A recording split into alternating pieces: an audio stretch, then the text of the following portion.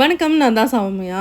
நம்மளோட 100 days healthy life style சேலஞ்சில இன்னைக்கு டே பார்த்தீங்கன்னா, டே 9ஓட ரொட்டீன் தான் உங்க கூட ஷேர் பண்ணிக்கிறேன்.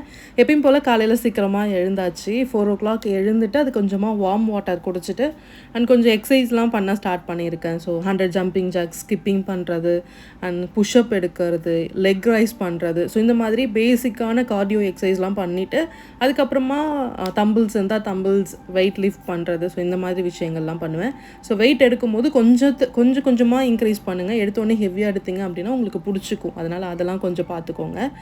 அண்ட் அதுக்கப்புறம் வாக்கிங் போக வேண்டியதான். ஸோ வாக்கிங் எப்போ போவேன்னா, கொஞ்சம் நல்லா வெடிஞ்சதுக்கப்புறமா, கொஞ்சம் சன்லாம் லைட்டிங் வந்ததுக்கப்புறமா நடக்க ஸ்டார்ட் பண்ணுவேன். அது வரைக்கும் காலையிலே தண்ணி குடிக்கிறது, கொஞ்ச நேரம் உட்கார்றது, வீடியோ எடிட் பண்ணுறது, அண்ட் குரூப்பில் எல்லாருக்கும் மெசேஜஸ்க்கு எல்லாத்துக்குமே ரிப்ளை கொடுக்கறது. மோஸ்ட் ஆஃப் குரூப்பில் வந்து பார்த்தீங்க அப்படின்னா 9:30க்கு மேலே யாருக்குமே ரிப்ளை இருக்காது. ஏன்னா நான் 9:30க்குலாம் ஃபோனை வச்சுட்டு படுத்தா தான் என்னால் காலையில் 4:00க்கு எழுந்திருக்க முடியும். அதனால தான். அண்ட் குரூப்பில் எப்படி ஜாயின் பண்ணுறதுன்னு நிறைய பேர் கேட்டிருந்தீங்க. என்னோட இன்ஸ்டா ஐடி நான் வந்து டிஸ்கிரிப்ஷனில் வச்சுருக்கேன். அதில் நீங்கள் எனக்கு மெசேஜ் பண்ணுங்கள், என்னன்னு நான் உங்களுக்கு சொல்கிறேன்.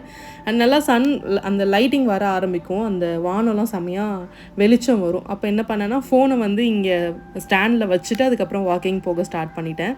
எனக்கு இந்த இது ரொம்ப பிடிக்கும். ஸோ இந்த மேகம் வந்து அப்படியே கொஞ்சம் கொஞ்சமாக அந்த லைட்டிங்லாம் வர ஆரம்பிக்கும். ஸோ நிறைய வீடியோஸ் எல்லாம் பார்த்துருக்கேன். சரி ஓகே அப்படின்னு சொல்லிட்டு நானுமே எடுத்தேன். அவ்வளோ அழகாக இருந்துச்சு.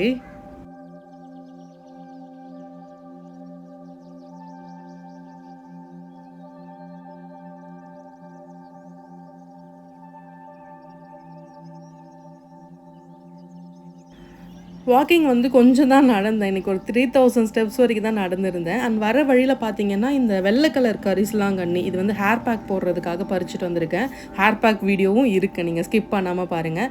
அண்ட் அதெல்லாம் வச்சுட்டு அதுக்கப்புறம் காலையில் பிரேக்ஃபாஸ்ட்டுக்கு இன்றைக்கி வந்து பார்த்திங்கன்னா, உடச்ச கோதுமை, அதாவது புரோக்கன் வீட் இருக்கும்ல, சம்பா ரவன்னு சொல்லுவாங்க, அதில் தான் புட்டு செய்ய போகிறேன். ஸோ அதுக்கு ஃபர்ஸ்ட்டு வந்து ஒரு பேக்கெட், நான் வந்து எந்த பிராண்ட் வேணாலும் வாங்கிக்கோங்க, இல்லைனா நீங்கள் வீட்டிலே கூட ரெடி பண்ணாலும் ரெடி பண்ணிக்கலாம். அண்ட் கொஞ்சம் வந்து ரவையை விட கொஞ்சம் பெருசாக இருக்கும். அப்படி இருந்ததுன்னா அது ஓகே தான். ஸோ இதை ஃபர்ஸ்ட்டு வந்து தண்ணி தெளித்து நல்லா ஊற வைக்கணும். அது நல்லா ஊறிடுச்சு அப்படின்னா தான் வேகும், நல்லா வேகும். அப்படி இல்லைன்னா ஒரு மாதிரி மண் மாதிரி இருக்கும், ரொம்ப ஸ்ட்ராங்காக நம்மளால் கடிக்கவே முடியாது, மென்று சாப்பிடவே முடியாது, வாயெலாம் வலிக்க ஆரம்பிச்சிடும். அதனால் என்ன பண்ணுறீங்கன்னா, ஒரு அரை மணி நேரமாச்சு நல்லா ஊற விட்டுருங்க. உப்பும் தண்ணியும் போட்டு நல்லா ஊற வைக்கணும். ஸோ தண்ணி அப்பாவுக்கும் எனக்கு சேர்த்து செஞ்சதுனால நான் ஒரு பேக்கெட் ஃபுல்லாக யூஸ் பண்ணிக்கிட்டேன். அண்ட் இது வந்து கொஞ்சம் நிறையலாம் சாப்பிட முடியாது, கொஞ்சம் குவான்டிட்டி தான் சாப்பிடவே முடியும். ஏன்னா நல்லா சூ பண்ணி சாப்பிட்றதுனால கொஞ்சம் சாப்பிட்டாலே நமக்கு வந்து நிறைய சாப்பிட்ட ஃபீல் கிடச்சிரும். அதே மாதிரி வாய் வலிக்க ஆரம்பிச்சிடும். அதுக்கப்புறம் நம்மளே ஆட்டோமேட்டிக்காக அதை ஸ்டாப் பண்ணுவோம். அதனால தான் இந்த மில்லட்லாம் வந்து நிறையா சாப்பிட முடியாததுக்கு ரீசன் என்னன்னா, நல்லா அதை சூ பண்ணி சாப்பிட்ணும். ரைஸ்லாம் பார்த்திங்கன்னா வாயில் வச்சு 2 மென்று முழுங்கினோடனே அது உள்ளார போயிடும். அதனால தான். ஸோ கொஞ்சமாக தண்ணி தெளித்து ஃபுல்லாக வந்து நான் மிக்ஸ் பண்ணி விட்டுட்டேன். அதுக்கப்புறம் உப்பும் இப்போயே ஆட் பண்ணிவிடுங்க. உப்பையும் சேர்த்து தண்ணியோடு கரைச்சி ஆட் பண்ணிட்டீங்கன்னா அந்த உப்பு வந்து ஃபுல்லாக மிக்ஸ் ஆகிடும். இதை அப்படியே மூடி போட்டு ஒரு அரை மணி நேரம் வச்சிட்டோம் அப்படின்னா, அதுக்கப்புறமா நம்ம இதை வந்து இட்லி பாத்திரத்தில் வேக வச்சுக்கலாம்.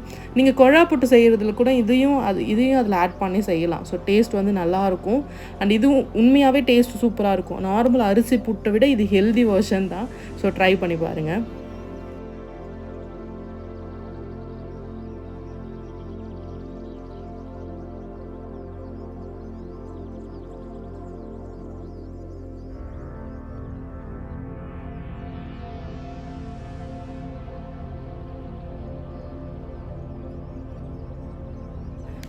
வாக்கிங் முடிச்சுட்டு வந்த உடனே ஃபஸ்ட்டு செடிக்கெலாம் தண்ணி ஊற்றி விட்டுடுவேன். ஏன்னா தண்ணி ஃபுல்லாக அந்த தண்ணி சொட்டும்ல. ஸோ அது முடிஞ்சதுக்கப்புறமா கோலம் போட்டால் தான் கோலம் கலையாமல் இருக்குது இப்போலாம். அதனால் தண்ணி தெளிச்சுட்டு உள்ளார போயிட்டு அந்த கோதுமைலாம் ஊற வச்சுட்டு வந்துட்டேன். அதுக்கப்புறமா கோலம் போட ஸ்டார்ட் பண்ணேன்.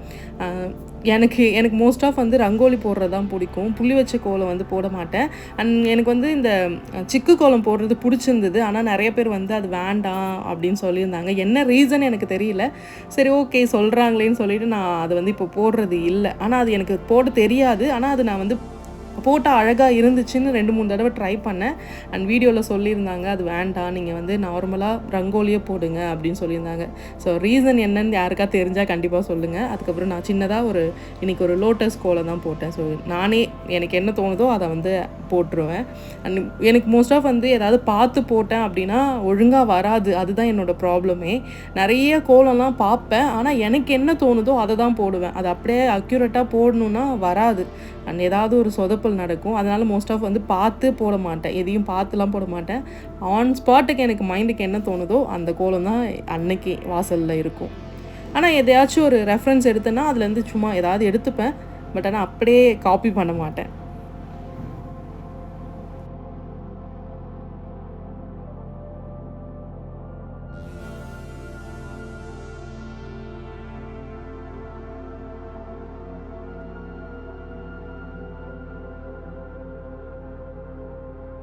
நம்ம ரீசெண்டாக நம்ம ரொம்ப ஸ்ட்ரெஸ்ஃபுல்லாக இருந்தால் என்னெல்லாம் பண்ணலாம் அப்படின்றதுல ஃபர்ஸ்ட் வந்து நம்ம பிளான்ட் வளர்க்குறது, அதுக்கப்புறம் பிடிச்ச பிளேஸுக்கு போகிறது. ஸோ இன்னும் ப்ளசண்ட்டாக வேணும்னா ஏதாவது கோவிலுக்கு போங்க.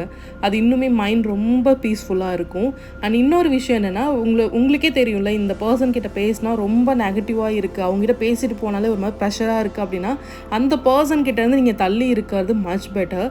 அதுதான் வந்து உங்களை நீங்கள் பாசிட்டிவாக மாற்றிக்கிறதுக்கு சில விஷயங்கள். அவங்க பேச்சிலே ஒரு நெகட்டிவிட்டி இருக்குது, அவங்ககிட்ட பேசினாலே நமக்கு அந்த ப்ரெஷர்லாம் ஏறிடுது அப்படின்னு நினைக்கிறீங்கன்னா அவங்கள விட்டு தள்ளி இருக்கிறது பெட்டர். ஸோ ஒருத்தவங்ககிட்ட பேசும்போது நல்லா இருக்குது, நல்ல வைப் இருக்குது, ஸோ ஹாப்பியாக இருக்குது, அந்த ஃபீல் இருக்குது அப்படின்னா நீங்கள் அவங்களோட அந்த டச்சிலே இருங்க.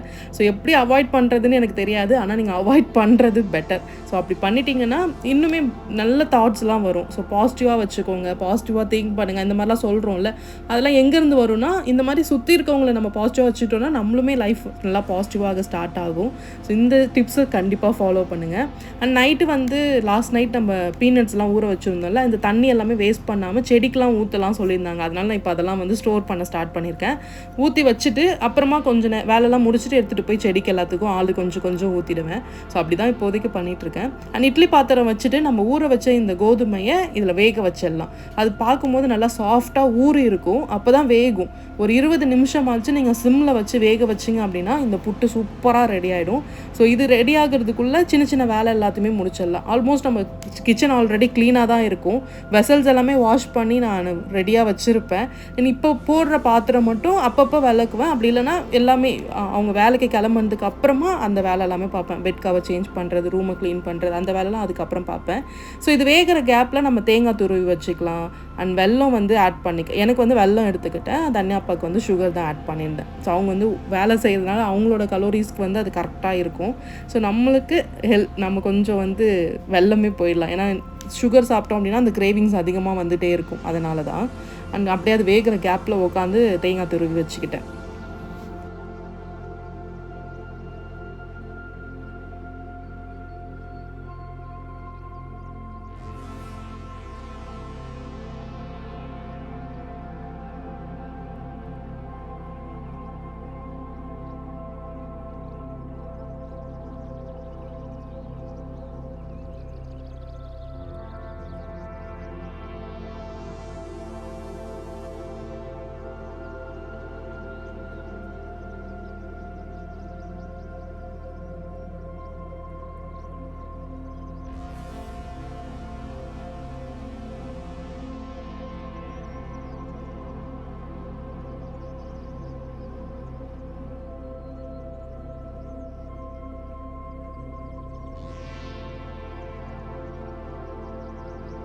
அது வெந்துருச்சான்னு எடுத்து கையில் நசுக்கி பார்த்தீங்கன்னா நல்லா நசுங்கும். அப்படி இல்லைன்னா வாயில் போட்டு செக் பண்ணி பார்த்துக்கோங்க. அண்ட் தேங்காவிலே ஒரு 3 ஏலக்காய் நசுக்கி ஆட் பண்ணியிருக்கேன். அதோடு சேர்த்து நம்ம இந்த மிக்சரோடு நல்லா மிக்ஸ் பண்ணிடலாம். சூடோடு இருக்கும் போதே நீங்கள் சுகரும் ஆட் பண்ணிட்டீங்கன்னா அது அழகாக மெல்ட் ஆகி சூப்பராக ஒட்டிக்கும். இதில் நான் கொஞ்சம் குவான்டிட்டி எடுத்து தனியாக வச்சுட்டேன், ஏன்னா வெல்லம் ஆட் பண்ணுறதுனால அதை தனியாக எடுத்து வச்சுருக்கேன். ஸோ இவங்களுக்கு மட்டும் சுகர் போட்டு நல்லா மிக்ஸ் பண்ணி ஒரு பாக்ஸில் போட்டு கொடுத்துட வேண்டியதான். காலையில் இந்த வேலை மட்டும் தான் நடந்துகிட்டே இருந்தது. அதுக்கப்புறமா தான் வந்து ரூமை க்ளீன் பண்ணுறது அண்ட் இப்போ யூஸ் பண்ண பாத்திரம் எல்லாத்தையுமே வாஷ் பண்ணி வச்சது, இந்த வேலை எல்லாமே அதுக்கு அடுத்ததாக பார்த்துப்பேன். மல்டி டாஸ்க்கு பண்ணாதீங்க. ஒரு குக் பண்ணுறீங்கன்னா அதை மட்டுமே பண்ணி முடிச்சுட்டு அதுக்கப்புறம் மற்ற வேலை பார்த்திங்கன்னா இன்னுமே பெட்டராக இருக்கும். அண்ட் அதே இட்லி பாத்திரத்தில் பாப்பாவுக்காக ஸ்வீட் கார்ன் பாதி வச்சுருந்தேன், அதுவும் அண்ட் நைட்டு ஊற வச்ச நம்ம அந்த பீனட்ஸ் இருந்ததில் அது. ஸோ மேக்ஸிமம் நான் வந்து குக்கரில் போட்டு தான் எடுப்பேன். ஸோ இதில் போட்டால் டேஸ்ட் நல்லா இருக்குமேன்னு சொல்லிட்டு நான் இப்படி ட்ரை பண்ணியிருந்தேன். ஆனால் ரொம்ப நேரம் வெந்தது. ஸோ எனக்கு தெரிஞ்சு நம்ம குக்கரில் போட்டு ஒரு 3 விசில் கொடுத்துருந்தாலே அது சூப்பராக வெந்திருக்கும். அண்ட் இது ஒரு பக்கம் ரெடி பண்ணி வச்சுட்டேன். இது ஈவினிங்காக சாப்பிட்டுக்கலாம் அப்படின்றதுக்காக அதை அப்படியே வச்சுட்டேன். அண்ட் பெட் கவரை சேஞ்ச் பண்ணிவிட்டு பில்லோ கவர்ஸ் எல்லாத்தையுமே சேஞ்ச் பண்ணி அந்த பேஸ்கெட்டில் வந்து போட்டு வச்சுடுவேன். ஸோ போட்டுட்டோம் அப்படின்னா ஆல்மோஸ்ட் க்ளீன் ஆகிடும். இதை இங்கே இருக்குல்ல இந்த கேண்டில்லாம் அதை வந்து ஒன்ஸ் தொடச்சி விட்டுட்டோம்னா தூசு வந்து படியாது. அண்ட் மாடின்றதுனால மேலே ஃபுல்லாக ஓப்பனாக இருக்கிறதுனால பஸ் போகிற ரூட்டு, அதனால் எப்பயுமே டஸ்ட் இருந்துகிட்டே தான் இருக்கும். ஸோ அந்த டைம் வந்து தொடச்சிட்டு பெட் கவர் சேஞ்ச் பண்ணுறப்ப தொடச்சி விட்டுருவேன். அப்புறம் பார்த்தனா எப்பயாச்சும் தொடச்சி விட்டுருவேன். ஸோ இதை க்ளீன் பண்ணிட்டோம் அப்படின்னா வீடை பெருக்கி விட்டுடலாம்.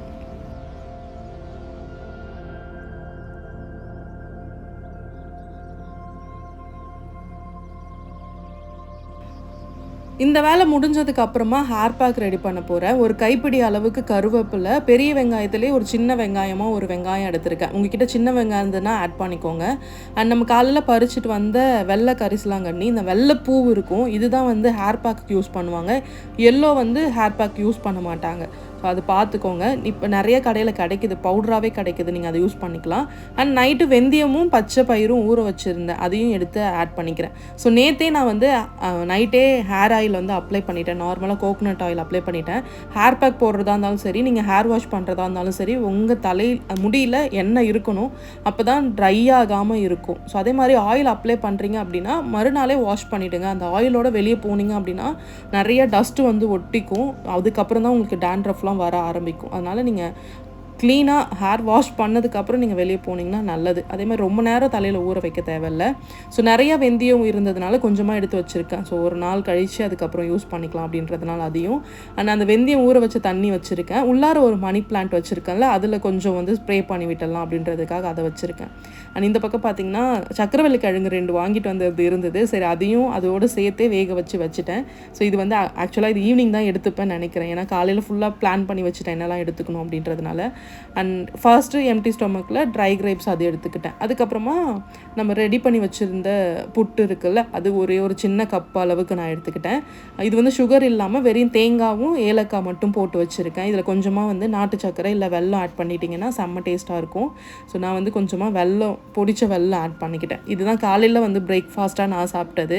ஸோ நான் வேறு என்னவோ பிளான் பண்ணியிருந்தேன், ஆனால் அது வேறு என்னவோ நடந்தது. சரி, ஓகேன்ட்டு இதை ஃபஸ்ட்டு சாப்பிட்டு முடிச்சிட்டேன். மோஸ்ட் ஆஃப் நான் ஸ்வீட் வந்து சாப்பிட மாட்டேன். ஏன்னா அந்த கிரேவிங்ஸ் வந்து எனக்கு இருந்துகிட்டே இருக்க மாதிரி இருக்கும். மோஸ்ட் ஆஃப் எதையும் டச் பண்ணாமல் இருக்கிற வரைக்கும் எந்த பிரச்சனையும் இல்லை.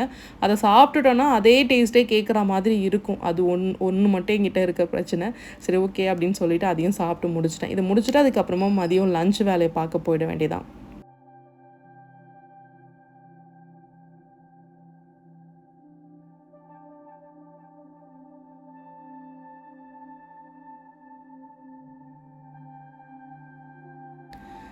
மதியம் லஞ்சுக்கு பார்த்தீங்க அப்படின்னா முட்டை குழம்பு, பீட்ரூட் பொரியல் ரெடி பண்ணி வச்சுருந்தேன்.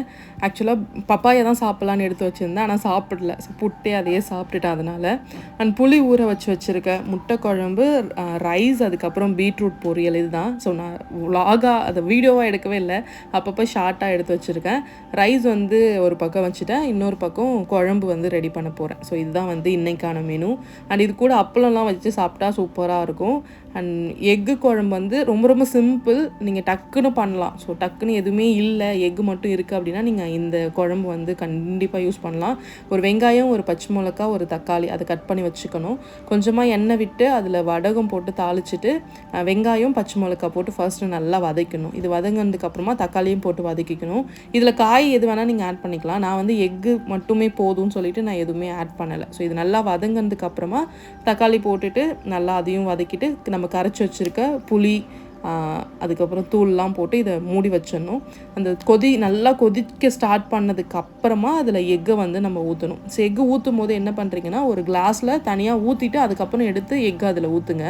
அப்போ தான் வந்து எக்கும் நல்லா இருக்கான்னு நமக்கு தெரியும். அண்ட் ஊற்றும் போது கரெக்டாக அது உடையாமல் இருக்கும். ஸோ அது ஒரு பக்கம் ரெடி பண்ணிட்டு இருந்தேன்.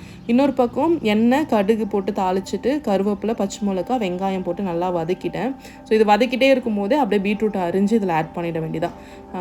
பீட்ரூட் பொரியல் எனக்கு எனக்கு ரொம்ப பிடிக்கும். ஸோ தண்ணி விடாமல் அந்த எண்ணெயிலே ஸ்லோ குக் பண்ணிங்க அப்படின்னா செம்ம டேஸ்ட்டாக இருக்கும். அண்ட் சிம்மில் வச்சுட்டு நல்லா குக் பண்ணணும், அவ்வளோதான். ஸோ இது நல்லா வந்து வேக வச்சிட்டோம் அப்படின்னா நமக்கு கடைசியாக துருவின தேங்காய் ஆட் பண்ணணும். அடுப்பெல்லாம் ஆஃப் பண்ணிவிட்டு அதுக்கப்புறம் தேங்காய் ஆட் பண்ணணும். ஸோ வெஜிடபிள் நிறையாவும் ரைஸ் கம்மியாகவும் எடுத்துக்கிட்டேன். இதுதான் மதியம் லஞ்ச் வந்து நான் எடுத்துக்கிட்டு 2 எக்கு, கொஞ்சமாக ரைஸ், அதுக்கப்புறம் ஸோ ரைஸோட குவான்டிட்டி இப்போலாம் கொஞ்சமாக எடுத்துக்க ட்ரை பண்ணிகிட்ருக்கேன். பிகாஸ் வந்து அது எப்பயாச்சும் எடுத்துக்கிட்டால் நல்லது, அதனால் சரி ஓகேன்ட்டு எடுத்துக்க ஸ்டார்ட் பண்ணியிருக்கேன். வெஜிடபிள் நல்லா வெந்ததுக்கப்புறமா கேஸ் ஸ்டவ் ஆஃப் பண்ணிவிட்டு துருவின தேங்காய் போட்டுட்டு நல்லா மிக்ஸ் பண்ணி விட்டுட்டிங்க அப்படின்னா பொரியல் செம்ம டேஸ்ட்டாக இருக்கும். இதை தான் மதியம் லஞ்சுக்கு தன்யஸ்ரீக்கும் கொடுத்துருந்தேன். அவங்க வந்து ஒரே கேள்வி தான் என்ன கேட்டாங்க, யாராச்சும் பீட்ரூட்டில் தேங்காய் போடுவாங்களா அப்படின்ட்டு. அவள் ஸ்கூலில் வந்து வெறும் ப்ளைனாக பீட்ரூட் கொடுத்து அதுதான் பீட்ரூட் பொரியல்னு அவள் மைண்டில் ரெஜிஸ்டர் பண்ணிட்டா. நம்ம இந்த மாதிரி கொஞ்சம் டேஸ்ட்டாக இருக்கட்டும்னு தேங்காய்லாம் போட்டால், இல்லை தேங்காய்லாம் போட்டால் அது பொரியலே கிடையாது அப்படின்னு சொல்ல ஸ்டார்ட் பண்ணிட்டா. It's okay. ஸோ இதான் நாங்கள் 2 பேரும் மதியம் லஞ்சுக்கு வந்து சாப்பிட்டது. ஸோ இதை சாப்பிட்டு முடிச்சுட்டு அப்படியே கொஞ்சம் நேரம் பொம்மை படம் பார்த்துக்கிட்டு டிவி பார்த்துக்கிட்டு அப்படியே உட்காந்துட்டு இருந்தோம்.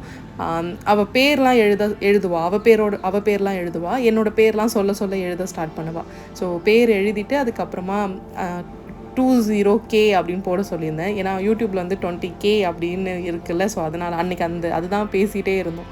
அதுக்கப்புறம் அதை எழுதிட்டு இருந்தோம். இது அப்படியே கொஞ்சம் நேரம் டைம் ஸ்பெண்ட் பண்ணிட்டுனா இந்த மாதிரி தான் பண்ண முடியும், வேறு ஆப்ஷனே இல்லை. இல்லைனா டிவி கேட்பா, இல்லைனா ஃபோன் கேட்பா. மோஸ்ட் ஆஃப் என் ஃபோன் அதிகமாக யூஸ் பண்ணுற மாதிரி இருந்தது. அதனால் சரின்ட்டு ஃபோனை நாங்கள் இல்லை சார்ஜ் இல்லைன்னு சொல்லிவிட்டு ஒரு பக்கம் வச்சுட்டு 2 பேரும் கையில் கிறுக்கி விளாடிட்டு இருந்தோம். அப்படியே ஈவினிங் ஆகிடுச்சு. ஸோ ஈவினிங் ஆனதுக்கப்புறமா நான் வந்து ஸ்நாக்ஸு பிளாக் காஃபி போடலான்னு நினச்சேன். சரி வேண்டான்னு சொல்லிவிட்டு அந்த பீனட்ஸும் வேக வச்ச கிழங்கும் அதுவே எடுத்துக்கிட்டேன். இதுவே செம்ம ஃபில்லிங்காக இருந்ததுனால இதையே அப்படியே நைட்டில் ஒரு 6:30 கம்ப்ளீட் பண்ணி முடிச்சிட்டோம். இந்த vlog கண்டிப்பாக உங்களுக்கு பிடிச்சிருக்கும்னு நினைக்கிறேன். ஸோ பிடிச்சிருந்ததுன்னா ஒரு லைக் அண்ட் ஷேர், சப்ஸ்கிரைப் பண்ணி வச்சுக்கோங்க. நாளைக்கே வேறு ஒரு வீடியோவில் வேறு ஒரு ரெசிபீஸோடு உங்களை மீட் பண்ணுறேன். And then take care and சேஃபாக இருங்க. அண்ட் ஏதாவது சொல்லணும் இல்லை உங்களோட சஜஷன்ஸ் எதானா கண்டிப்பாக கமெண்ட்டில் சொல்லுங்கள். நான் சீக்கிரமாக ரிப்ளை கொடுத்துட்றேன். அப்படி இல்லைனா இன்ஸ்டா ஐடி டிஸ்கிரிப்ஷனில் இருக்கும், அதுக்கு மெசேஜ் பண்ணுங்கள். பாய்.